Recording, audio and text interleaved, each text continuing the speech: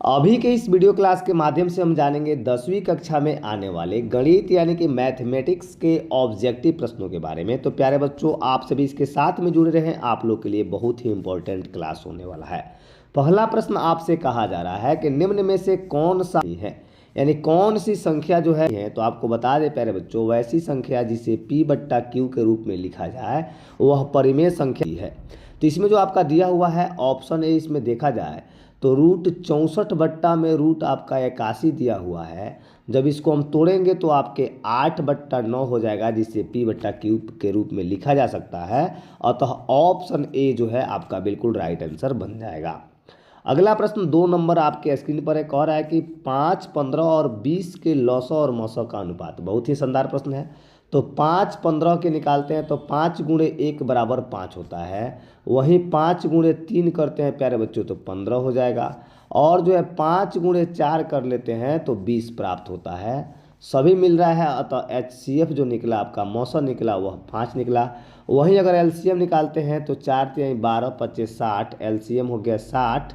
यानी जब इसका हम निकालेंगे तो 60/5 कर लेते हैं, कैंसिल होगा तो कितना होगा 12/1, यानी 12:1। ऑप्शन नंबर डी में है, बिल्कुल आपका राइट आंसर बन जाएगा। ऐसा प्रश्न आपके एग्जाम में पूछे जाने हैं तो आप सभी इसको देखते रहें। अगला प्रश्न है कि निम्न में कौन अपरिमेय नहीं है। कौन सा संख्या है जो अपरिमेय नहीं है, आपसे कहा जा रहा है। तो देखिए इसमें ऑप्शन जो डी दिया गया है √121, इसको जब तोड़ते हैं तो 11 × 11 होता है प्यारे बच्चों, यानी 1 11 बाहर आ जाएगा। अतः ऑप्शन डी जो है आपके परिमेय संख्या है, अतः अपरिमेय नहीं है, तो ऑप्शन डी आपका राइट आंसर बन जाएगा। 4 नंबर प्रश्न आपके स्क्रीन पर एक और है कि द्विघात बहुपद 2x² + 5x - 12 के शून्य। बहुत ही शानदार प्रश्न है। यानी इसमें क्या करते हैं, 12 में 2 से गुणा करेंगे तो 12 दूनी 24 हो जाएगा। यानी क्या मिल जाएगा 2x² प्लस में आपको कितना मिल जाएगा, 24 को तोड़ेंगे तो 8 × 3 = 24। 8 में से क्या करते हैं 3 घटा लेते हैं तो हमको 5 प्राप्त हो जाएगा, x - 12 हो जाएगा। 2x² प्लस में 8x माइनस में 3x और माइनस में 12। जब इसको तोड़ेंगे प्यारे बच्चों, यानी इधर करते हैं तो 2x कॉमन लेते हैं तो हमको x + 4 बच जाएगा। इधर से -3 कॉमन लेते हैं तो x + में 4 बच जाएगा। अतः जब इसका आंसर निकालेंगे प्यारे बच्चों तो हमारा आंसर जो निकल के आ जाएगा वह -4 और जो है 3/2 आएगा, जो ऑप्शन नंबर बी में है, बिल्कुल आपका राइट आंसर बन जाएगा। अगला प्रश्न 5 नंबर आपके स्क्रीन पर है, और है इसमें कि x² + 5x + 8 के शून्य अल्फा और बीटा हो तो अल्फा + बीटा। बहुत ही शानदार प्रश्न है। तो अल्फा + बीटा जो होता है -b/a होता है, यानी 5 दिया हुआ है, अतः -5 a का मान यानी x के पहले वाला स्क्वायर के 1 हो जाएगा, अतः -5। ऑप्शन नंबर कहाँ है, तो ऑप्शन नंबर बी में है, बिल्कुल आपका राइट आंसर ऑप्शन बी बन जाएगा। अगला प्रश्न 6 नंबर आपके स्क्रीन पर है। 6 नंबर प्रश्न इसमें कहा जा रहा है कि दो संख्याओं a और 18 का लौसौ 36 है तथा मौसौ आपके 2 दिए हैं, तो a का मान। तो आप सभी को पता है कि दो संख्याओं का गुणनफल बराबर लौसौ गुणे मौसौ होता है। तो a × 18 बराबर में हो जाएगा लौसौ गुणे मौसौ, कैंसिल करेंगे तो 2 से हो जाएगा। a का वैल्यू निकल के 4 आएगा, बिल्कुल आपका right answer option number C बन जाएगा। इसी प्रकार अगला प्रश्न 7 नंबर इसमें कहा जा रहा है कि यदि P तथा Q दो अभाज्य संख्याएं हैं तो उनका मौसम। बहुत ही शानदार प्रश्न। तो अभाज्य संख्या जो होता है प्यारे बच्चों, सबसे पहले मान लीजिए कोई भी अभाज्य संख्या लेते हैं 2, उसमें जो लगातार रहेगा तो क्या बन जाएगा हमारा 2 और 3 बन गया। और इसका जब हम मौसम निकालेंगे बहुत ही आसान हो जाएगा। तो इसको निकालते हैं तो प्यारे बच्चों 1 ही प्राप्त हो रहा है, अतः ऑप्शन नंबर डी में है, बिल्कुल राइट आंसर बन जाएगा। उसी प्रकार का आपका अगला प्रश्न दिया हुआ है जो 8 नंबर प्रश्न है, और यही प्रश्न आपके हूबहू एग्जाम में रहने वाले हैं, तो आप सभी इसको देखते रहे। इसमें कह रहा है कि सबसे छोटी अभाज्य संख्या कितना हो जाएगा प्यारे बच्चों, 2 हो जाएगा। और सबसे छोटी भाज्य संख्या कितना हो जाएगा, 4 हो जाएगा। दोनों का गुणनफल कितना हो जाएगा, 8। कहाँ है, तो ऑप्शन नंबर सी में, बिल्कुल आपका राइट आंसर बन जाएगा। उसी प्रकार का प्रश्न है कि निम्न में कौन सी अभाज्य संख्या है। बहुत ही शानदार प्रश्न। तो अभाज्य संख्या के लिए आपको बता दें कि वह संख्या जिसका केवल 2 गुणनखंड हो, या तो स्वयं से कटे या तो 1 से कटे। इसके अतिरिक्त दूसरे अंक से कटने वाली संख्या जो होती है अभाज्य नहीं होती है। तो ऐसा करने वाला सिर्फ 29 है, जो अपने आप से कटेगा या तो 1 से कटेगा, अतः ऑप्शन नंबर आपका ए राइट आंसर बन जाएगा। अगला प्रश्न आपके स्क्रीन पर कहा जा रहा है इसमें कि 3.27 के ऊपर रेखड़ी है, तो ये पूछा जा रहा है कि यह कौन सी संख्या बनेगी। प्यारे बच्चों, जब इसको हम तोड़ेंगे 3.27 पर रेखड़ी को जब हम तोड़ेंगे इसमें x मानकर, तो ये हमारा जो मान आएगा प्यारे बच्चों 36/11 आएगा। और जो भी संख्या p/q के रूप में होता है वह परिमेय संख्या होता है। अतः ऑप्शन बी आपका बिल्कुल राइट आंसर बन जाएगा 10 नंबर प्रश्न का। 11 नंबर प्रश्न आपके स्क्रीन पर है, बहुत ही इंपॉर्टेंट प्रश्न है। प्रश्न इसमें कहा जा रहा है कि बहुपद 2 - x इंटू x - 1 के शून्यंकों का गुणनफल। बहुत ही शानदार प्रश्न। सबसे पहले इसमें गुणा करते हैं, 2 से इस दोनों में गुणा करेंगे तो 2x माइनस में 2 हो जाएगा। और फिर माइनस में x से दोनों में गुणा करें तो माइनस x यानी x स्क्वायर और माइनस माइनस प्लस प्लस जो हो जाएगा हमारे प्यारे बच्चों x बच जाएगा। 2 और 1 मिलके इसको आगे करते हैं तो माइनस एक्स स्क्वायर और जो है 2 और 1 मिलके जो हो जाएगा 3x माइनस में हो जाएगा 2।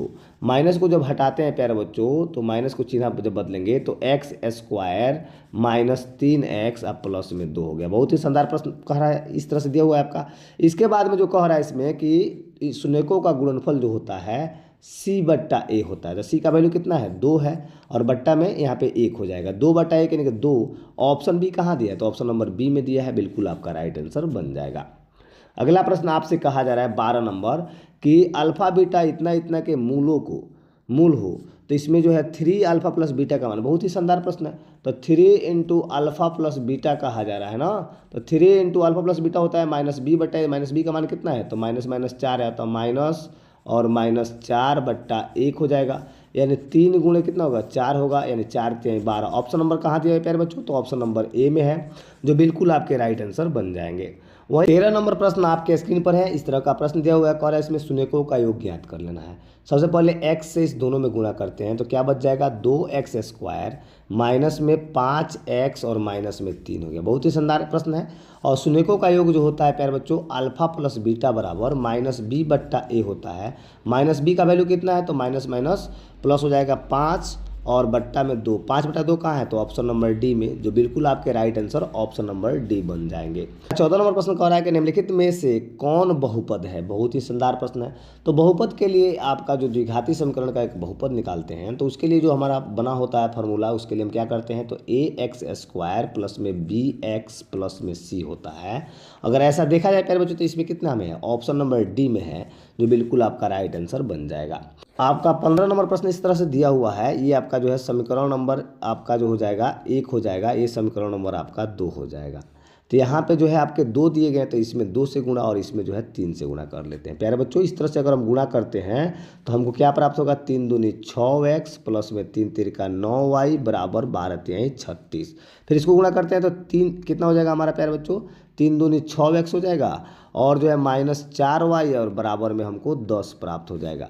जब इसको देखते हैं माइनस प्लस माइनस एक कैंसिल हो गया, 9 और 4 मिलकर 13y हो गया। बराबर में क्या बचा हमारा 36 में से 10 गया तो 26, कैंसिल हुआ तो 2 मर्त में वायु का वैल्यू कितना दिया है 2 दिया है, तो y का वैल्यू जो है 2 है। अतः ऑप्शन नंबर सी में ही 2 है, अतः x का वैल्यू आपको 3 प्राप्त हो जाएगा। बिल्कुल आपका right answer option C right answer बन जाएगा।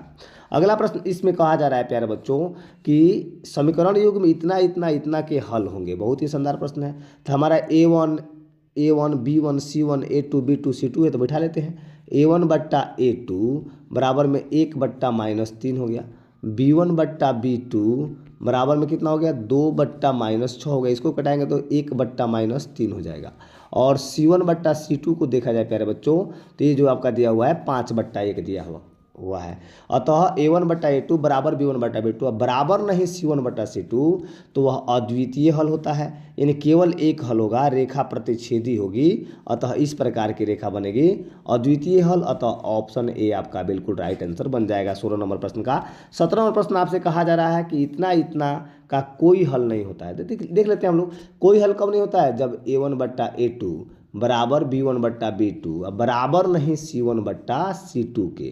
तो इस तरह से आपका दिया हुआ है। अतः a1/a2 की बात की जाए प्यारे बच्चों तो कितना दिया है आपका यानी k/6, यानी k/6 अब बराबर में क्या दिया हुआ है इसमें -5 जो दिया गया है 2 दिया गया है। यानी इसमें जो है प्यारे बच्चों क्या कर लेते हैं हम सीधे सीधे करेंगे इधर तो हमारा 6 5 30, ई को कटाएंगे तो 3 मर्त में 5 3 15, के का वैल्यू जो है -15 कहाँ है, तो ऑप्शन नंबर डी में है, जो बिल्कुल आपका राइट आंसर ऑप्शन डी बन जाएगा। उसी प्रकार आपका प्रश्न दिया गया है कि दो चर में दो एक घातीय समीकरणों के ग्राफ यदि प्रतिच्छेदी रेखा हो, बहुत ही शानदार प्रश्न है। तो प्रतिच्छेदी रेखा जो होती है इस प्रकार की रेखाएं, तो उसका अद्वितीय हल यानी कि सिर्फ एक हल होता है, आप सभी को पता है, ऑप्शन ए इसका राइट आंसर बन जाएगा। ऐसे ही प्रश्न आपके एग्जाम्स में आने वाले हैं, तो आप सभी इसको देखते रहें। अगला प्रश्न इसमें कहा जा रहा है प्यारे बच्चों कि रैखिक समीकरण युग्म इतना इतना तथा इतना है, बहुत ही शानदार प्रश्न है। तो a1/a2 जब करेंगे तो 1/2 और b1/b2 कर लेते हैं प्यारे बच्चों, तो 3/-5 जो क्या है, अगर प्रतिच्छेदी होती है तो उसको अविरोधी कहा जाता है, अतः ऑप्शन ए आपका राइट आंसर बन जाएगा। इसमें का 20 नंबर प्रश्न कह रहा है कि यदि दो चर में दो रैखिक समीकरणों के हल अनंत हो तो उनके आलयिक होते हैं।